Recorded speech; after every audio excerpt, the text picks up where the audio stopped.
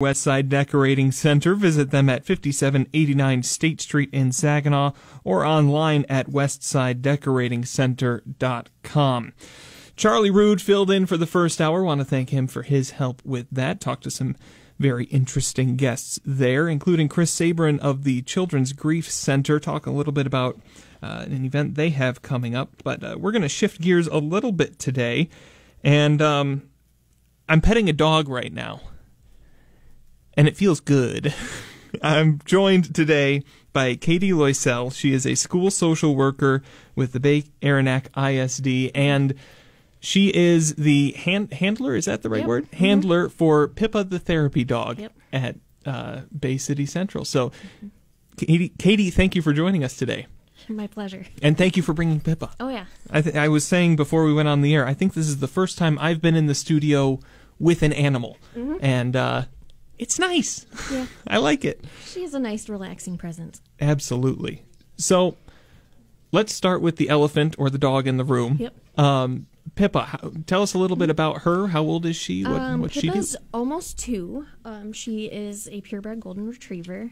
She is a certified therapy dog.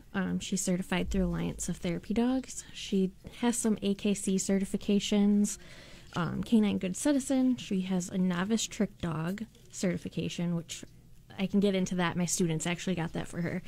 But yeah, she enjoys dock diving, food, anything edible.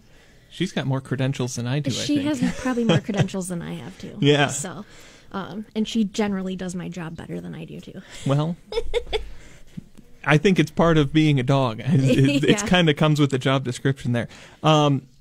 What is the job that you and Pippa do at Bay City Central? So I'm a school social worker. I primarily work with special education students. So they could have cognitive impairments, they could have emotional issues, learning disabilities, stuff like that. But generally, Pippa pretty much provides anything to anybody in the building that they need. So we work with pretty much everyone if they need us. She does a lot of like emotional support. So if students are having a bad day, they'll come see her. Staff come see her when they're having a bad day too. She's really good at like mirroring emotions. So I can use that as like a tool to teach emotions and emotional regulation and stuff like that. So she does a lot of different things. Just depends on what happens during the day. Now, are you there every day? Is it just every so often? So Pippa comes usually 3 or 4 days a week with me. She usually gets one day off. I don't think she really wants a day off, but I kind of make her have one. You mentioned some of the certifications and all that. What kind of training goes into getting a therapy dog like this ready for the work? So I think a big part of a therapy dog is just being born with the ability to have those emotional connections and have the personality and temperament for it. So I actually chose her specifically for this job, and so there were some things that I did before I picked her with her and like her entire litter to make sure that she was a good fit. Like make sure she's not startled by noises and she recovers quickly in stressful situations. And I wanted her to be very social, but not in a pushy way. So she was the puppy that wanted my attention there, but wasn't pushy and in my face about it. She waited her turn. As you were saying that, she peeked her head up into the window of the newsroom to see what's going on in there. Definitely curious and oh my gosh, she's very puppy-like, but for being almost 2, that's kind of what you expect. She's still puppy-like. I mean, she has passed all her certifications. So in training, it's mostly is basic training to pass a Canine Good Citizen test. You don't sit, stay, be able to be with a stranger without freaking out, being able to walk through crowds, being around medical equipment, things that are not normal, I guess, or like unsteady movements. So she's pretty bomb-proof and is not startled very easily. So those are the big things. So I've trained her myself, and then we just went through the testing, and she was able to be certified. But yeah, that's Who's pretty much the gist of that. You mentioned an organization that the certification was through. Mm-hmm. Who is that again? Alliance of Therapy Dogs. It's national, so they're all over. Dogs that are certified by that organization. Yeah. And what are some of the, other than like just not freaking out, what are some of the requirements that they look at for a working dog? They do several like observation visits with you for the testing. And I will say Pippa is not perfect. She's young. So our first time we had our observation, we did have a little list of things that we had to work on. One of them was kissing. She likes to kiss people too much, so we had to crack down on that. They have to be healthy, up to date on vaccines. The handler has to go through a handbook and know like the rules. They have to be well groomed. They have to be calm and friendly. They have to be able to be like touched on their feet, their ears, hugged, that kind of thing. They can't be like barking at other dogs. You know, can't be growling or anything like that. They have to show some interest in people, and not be shy or nervous or hiding. This sounds like a lot of intangible things, like the sit, stay, and the commands. Yeah. That's easy to tell. Yep. But it must be hard to pick up on some of the other things. And is it hard to correct and work on those? The kissing was hard. Okay. Some of the things are hard just because of working in a school. I bet. The kids like her to do some of the things that I would probably not like her to do. Like they love her kissing them, they love her jumping on them. So that's been a challenge to fix. Yeah. Because I bet there's positive reinforcement there. Yeah. What has the student response been like? Because you mentioned that Pippa is not the first therapy dog you've worked with. Right. How long has this program been implemented? So I would say we don't really have a like formal program for therapy dogs. Okay. I know of probably 6 or 7 therapy dogs throughout the district, in different schools. We have 2 at Central. And actually the teacher that has the other therapy dog was the first teacher in the district to have a therapy dog, so she kind of started this ball rolling. Wow, yeah. So she's on her 2nd therapy dog too for the building. And it's really just if you have a therapy dog and that you use them for your work and you can show that you use them in your work, there's a lot of support from the board in the district and the building for you to have a dog there. And the student response is huge. I think that most of the kids know her but don't know me. So they stop in my room just to see her a lot, which has helped me learn and be able to reach out to a lot of different kids that I probably wouldn't have known before I had her there. So I bet. Yeah, she makes a huge difference. They get pretty upset if she's not at school.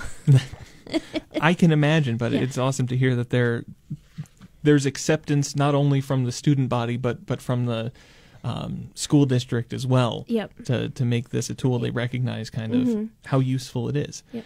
All right, we're going to take a quick break. We're talking with Katie Loisel. She is a school social worker with the Bay Aranac ISD. Before we get to the break, though... And we're back on the Art Lewis Show. Jonathan Dent filling in for Art, at least for this hour. Charlie will be back with us for Focus at 11. But for now, we're talking with Katie Loisel. She is a school social worker with the Bay Aranac ISD out of Bay City Central High School and the handler of Pippa the Therapy Dog.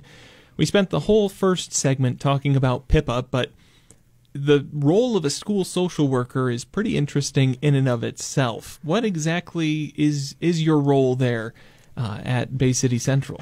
So I do a lot of teaching social emotional skills to kids who are struggling with that kind of stuff.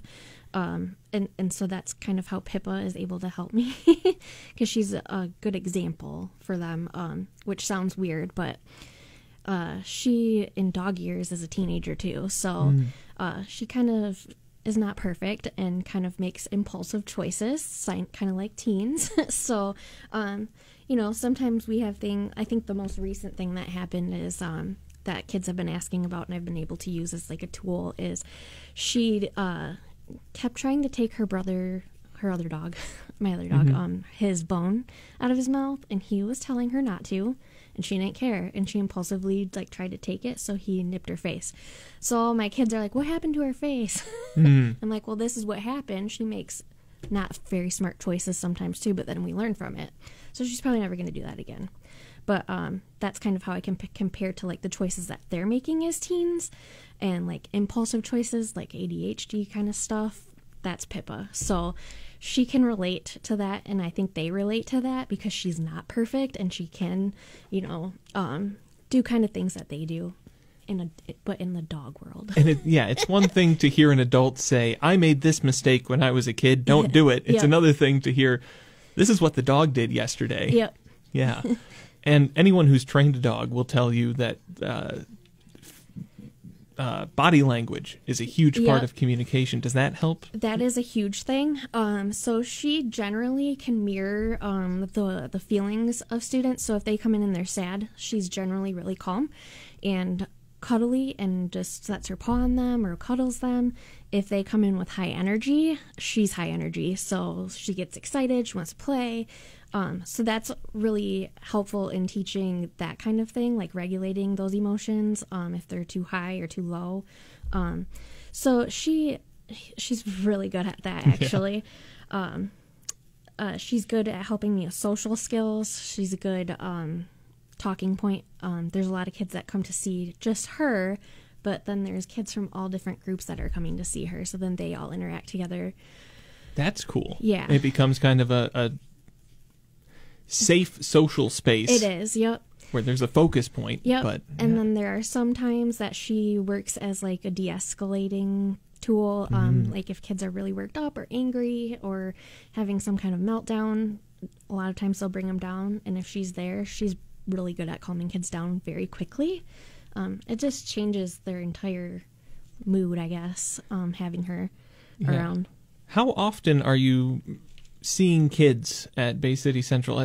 Is there always someone in your office, or is it pretty much? Really? It's a revolving door. Wow. I mean, they're not generally always having like some crisis or anything, but lots of kids that need to talk about things. Sometimes they just come to say hi.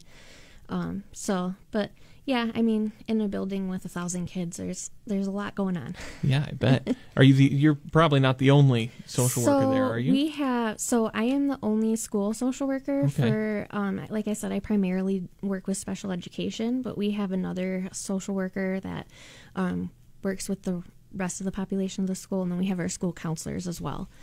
So, we have a small team. So yeah. What's it take to become a school social worker? What kind of training did you have to go? Forget Pippa for a second. What kind of training did you have to go through? So you have to have a master's degree in social work, and then you have to have specific classes that are focused on school social work. So actually, when I started social work in the medical field. And then when I wanted to switch to school social work, there was additional classes that I had to take to get a certificate to do it. I bet. So that is what I had to do. So master's degree. I love it, though. I get my summers off. That's true. Yeah. But it is like an intense 8 months. Yeah. My mom's a teacher. Yeah. I worked in an after-school program for a few years, so I know this kid needs to go to the principal's office kind of. And I imagine most of the time when you're seeing kids, that's the kind of day they're having. Yes. So a lot of times I am the intervention before it gets to the point where they're getting in trouble or going to the principal. So, and that's where Pippa's useful too. Yeah. Well, I can see how that would be kind of intense. Working with special education, that takes a different level of approach to this kind of work. What's that been like for you? So I work with a variety of different disabilities. So it just depends on who I'm working with. Some of them don't have the best social skills. So we work on that kind of stuff. Some of them can't regulate their emotions. So if they're triggered, they're angry, like immediately. Some of them, well, the biggest one I think that I've seen is anxiety. Everybody has anxiety nowadays. So working on coping skills to help them calm that anxiety and be able to concentrate in class. So that's a huge thing too. that's probably the biggest one I deal with, though, is anxiety. Yeah, I bet. Well, I want to get a little bit more deep on that aspect of things, but we need to take another break. We're talking with Katie Loisel. She's a school social worker at Bay City Central High School and handler for Pippa the therapy dog. We're going to take a quick break, and we'll be right back. Before we do that, though, let me tell you about Sanitary Mattress, and I'll start by asking a question. How was your sleep last night? Today's workers are asked to do more for less, so when you go to bed, you theoretically spend a third of your life there, and you need quality sleep. You can get it with a quality mattress from Sanitary Mattress. You can visit all the so-called sleep stores, or you can rest assured that the mattress you're using is manufactured right here in the Great Lakes Bay region to your specifications. Your dollars are spent and stay right here in our local economy. Your time in bed may be cut short by today's demanding world, but don't be fooled. You can still get a quality good night's sleep on a Sanitary Mattress. And they feature 1-hour window delivery of your mattress right to your home. If you have an RV or a boat, Sanitary Mattress can custom make a mattress for you. Can the box stores do that? Visit Sanitary Mattress Factory and Showroom, serving this area since 1935. Head to 5343 Janes Road in Saginaw, just east of the Harry Brown Airport, or visit them on the web at sanitarymattress.com. Do you know that air... And we're back on the Art Lewis Show. Jonathan Dent filling in for this hour. I'm joined by Katie Loisel and Pippa, the therapy dog. Katie is a school social worker at Bay City Central. And we've been talking about all the ways that Katie and Pippa have been able to help students there and in the Bay Aranac ISD. When we closed out the last segment, you had mentioned that a lot of kind of the things that you deal with, the things that you see in students that are coming down to your office. And I keep saying kids, they're teenagers, they're high schoolers, but we know what we're talking about here. Especially in the last few years, there has been a rise in threats of harm at school, against schools, threats targeting schools. How big of a role does that play in concerns that students have? They do talk to me about that more often than I would like for them to be thinking about it, but I think we do a good job of preparing kids for if something, God forbid, were to happen like that. They're pretty prepared. We have a pretty good team of professionals that are watching out for safety, security, but sometimes they just need that reassurance and a reminder of procedures and to practice those things so that they are prepared. And I think it's mostly what helps with the anxiety is being prepared and knowing exactly what to do and practicing it. Because when they don't have that reassurance of what they're doing, that's what I think bothers them the most about it. And then I think social media is probably the worst aspect of all of that. Yeah. I don't think a lot of that stuff would happen as often if it weren't for social media. So at least the threats. Well, yeah, and when you're talking about special education students, I imagine there's another layer to that. Yeah. They follow the same procedures as everybody else, but sometimes it takes a little bit of extra explaining or explaining these procedures and events in a different way that they can understand better. But yeah, I would say it does play a role in some of the anxieties that some of the students have. Absolutely. Shifting gears just a little bit here. The things that we as adults stress out and obsess over sometimes are different than what teenagers are stressing out and obsessing over. But I'm interested to get a look into the minds of the young people, I guess. It's the political season. Yeah. It's election season. All the adults are running around with their hair on fire, yelling at each other and freaking out over what's going to happen in November. Has that affected students in schools? I have not heard much about politics. Really? That's a good thing. It is. I think the most I hear about are relationship problems. Yeah. Social drama. That's what high school's for. Yep. And then last week was homecoming, so that was another stressful thing for some kids, finding their dresses, finding their dates. I bet. So that, I think, maybe when it gets closer to the election, I'll hear more about that. But I feel like in the teenage world, homecoming and that kind of stuff is what's at the forefront right now. Good. Yeah. Let's keep it that way. When you're talking about anxiety, and you mentioned social media in terms of the threats that come in, but how big of a contributor is that monster to? It's like probably the largest contributor I can ever think of. Yeah. As far as like anxiety and any like social emotional issues that kids have, self-esteem issues, bullying. With social media, they can't ever have an escape. I mean, when I was younger, you had like dial-up internet, so you weren't online all the time. You weren't seeing what everybody was doing, and you definitely didn't have it in the palm of your hand. So they are 24/7 connected, and if something's bothering them and it's online, they can't escape it. And I think that's one of the biggest things. And then also everything spreads so quickly. And there's a lot of like unrealistic expectations that come from the media. So I would say probably that is a huge factor in a lot of the emotional issues that I see with kids. Absolutely. At the same time, it's a really powerful tool, and I've seen schools do some amazing things through social media. How much of your job is helping students understand how to use it productively and safely versus getting absorbed into it? Yep, I have those conversations a lot about a lot of kids like to talk to people that are who knows where, who knows if they actually who they're saying they are. So we have a lot of conversations about internet safety, stuff like that. But yeah, social media. I mean, it has its good points and it has its bad points. So absolutely, and we've talked about that. Art has talked about that at length on this show. But we're going to take another quick break. We're talking with Katie Loisel. She is a school social worker at Bay City Central High School. And when we come back, we'll lighten things up a little bit more. We'll talk again about Pippa the therapy dog after this break.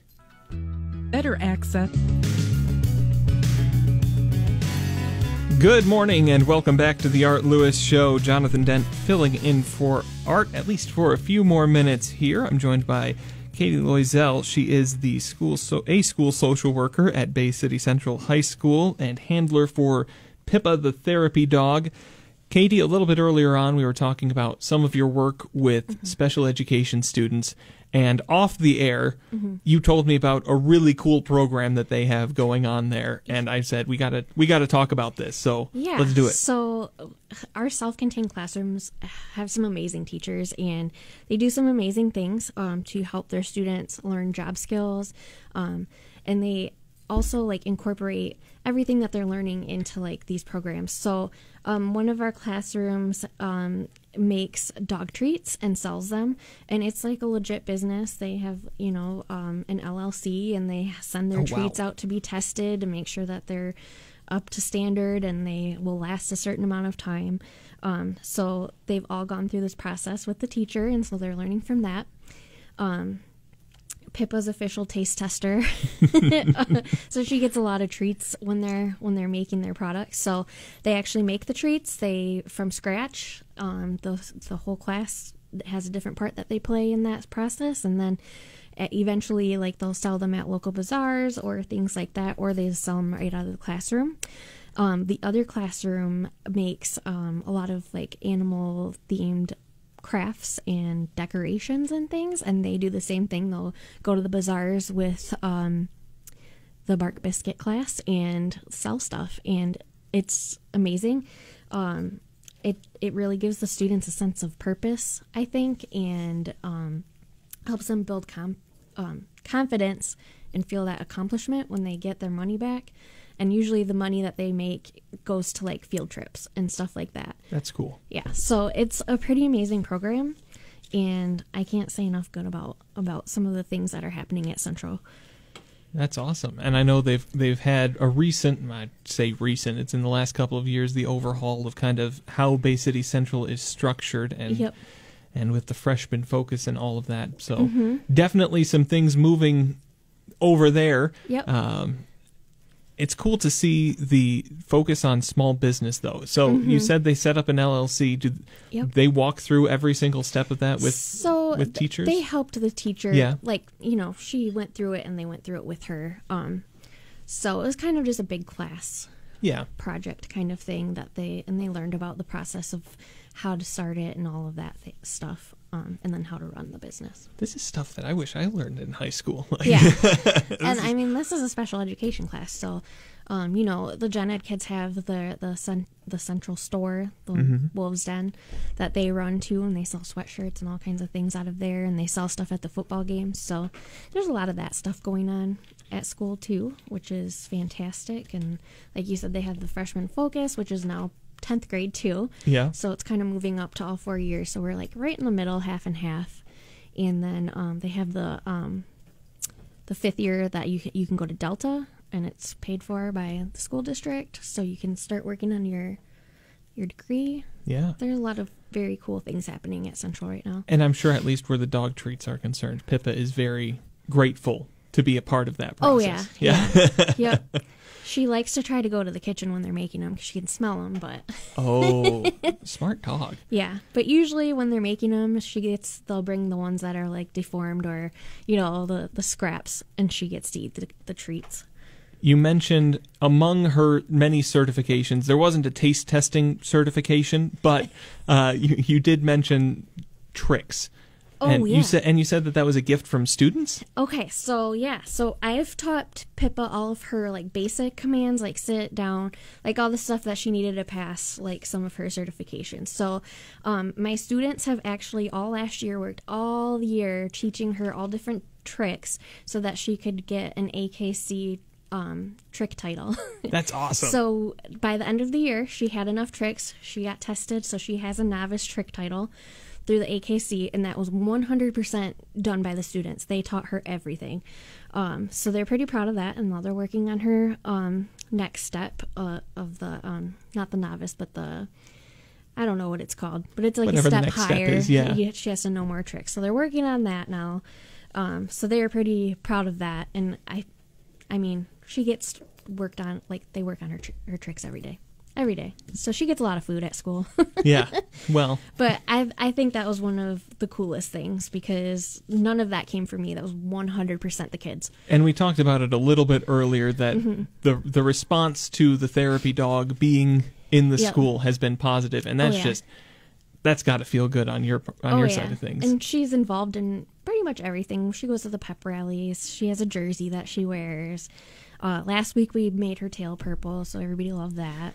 So yeah, she's pretty involved. And just her presence seems to make people happy. Yeah. Well, it's making me happy. I want our listeners to know Charlie Rude has a very specific filing system that he employs, and I'm sure he's listening right now, where papers end up all over the floor in various piles, and in Pippa's wandering around the studio, it has become one big pile. So, Charlie, you're going to have to figure that one out. But it's making me happy to see her antics. I can tell she's very much still a puppy. And I bet that translates pretty well when you're in school. And it does. Like, maybe not for you because you can't predict what's coming next necessarily. Usually I can predict. I mean, the kid, she still is a typical retriever that's obsessed with food. Yeah. So the kids know when they're going to eat lunch in my room, they have to put her in her crate because that's something she still is working on, not stealing food. But I think they relate to that. She's not perfect, and they don't have to be perfect either. So... That's a cool touch. You keep touching on that, and I hadn't picked up on it until you said it that time. That she is not just a therapy dog. She's not just a tool for learning and for calming kids down. She's an example and I don't want to say role model, but in that way that the behavior aspect, which you said is a big part of what you do, I can see how that would be very helpful to you. She makes mistakes. We learn from them. We reteach her, and that's exactly what I'm doing with the kids too. Teaching them different strategies, and it's just like, teaching her not to do things or to replace behaviors with something else. Yeah. So.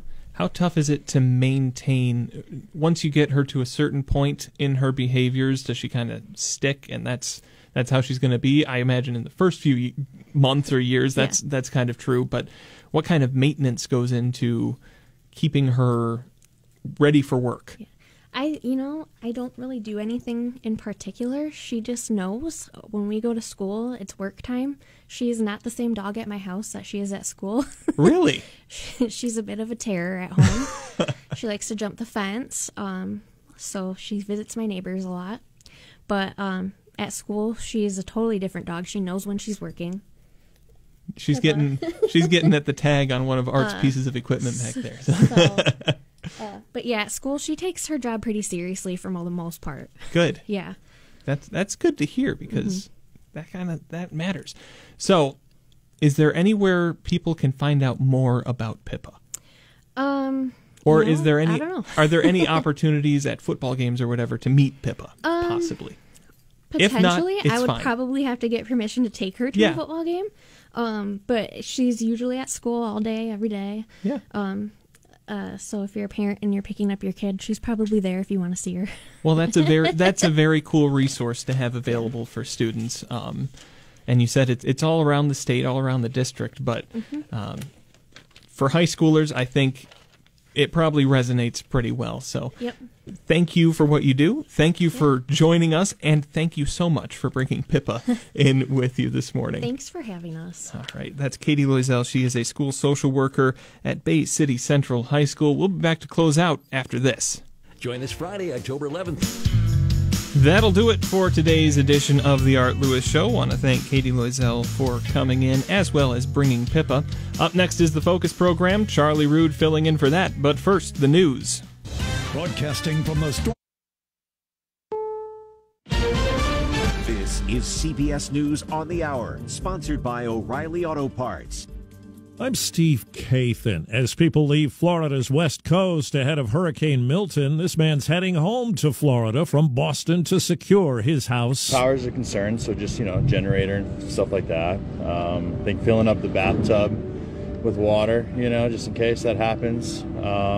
Securing things that typically would fly away. Milton is a Category 4 storm expected to make landfall late tomorrow or early Thursday. CBS's Cammie McCormick. Florida is dealing with fuel shortages as people try to evacuate. Lines at gas stations have been long. Last night, 27 fuel trucks were escorted by the Florida Highway Patrol to deliver fuel. Debris from the last hurricane will be dangerous, so Governor Ron DeSantis has ordered landfills open 24/7. And in fact, we've had to even pry a couple of them open. And many regional power crews are already helping in the Carolinas and Georgia from the last storm. So some of these linemen are coming into Florida from as far away as California. President Biden has canceled an overseas trip because of the hurricane. Still plenty of fallout from Hurricane Helene last month, some of it caused by humans. I'm Jim Crisula in North Carolina. Wild, outlandish, and false claims on social media about the response to the North Carolina flooding has prompted the North Carolina Department of Emergency Management to set up a special website. The so-called Fact versus Rumor website is intended to make sure victims of Hurricane Helene's flooding get reliable and true information. More than a dozen states have sued TikTok, claiming the platform is addictive and harms the mental health of children. Supreme Court's hearing arguments over the legality of an administration rule cracking down on untraceable ghost guns that can be built with parts bought online.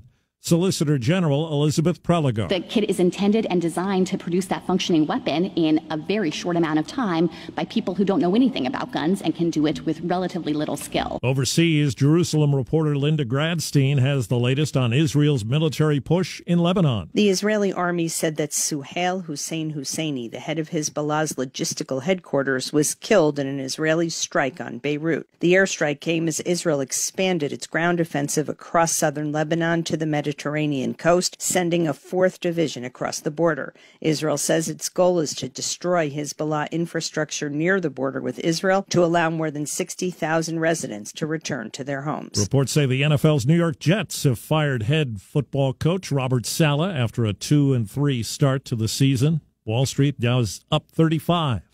This is CBS News. Think O'Reilly Auto Parts for all your car care needs. Get the parts and service you need fast from the professional parts people at O'Reilly Auto Parts. We're proud to make